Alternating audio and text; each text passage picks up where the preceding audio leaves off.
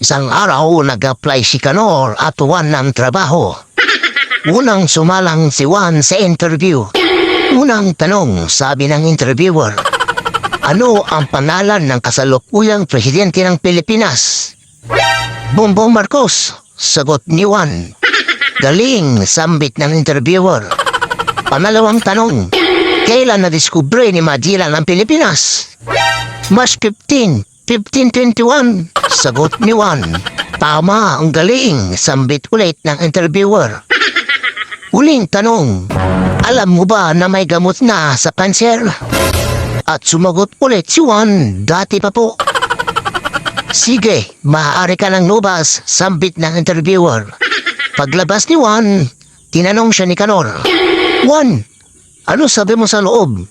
Sumagot naman si Kanor, basta pag tinanong ka, ito lang isasagot mo. Bongbong Marcos, March 15, 1521. Dati pa po. Sige, sambit ni Kanor. Pumasok na si Kanor. Unang tanong, sabi ng interviewer, anong pangalan mo?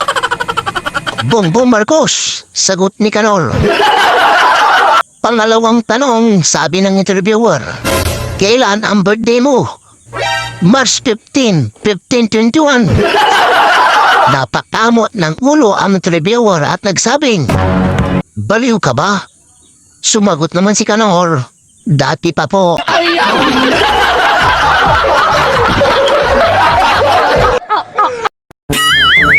Anak ka ng pu.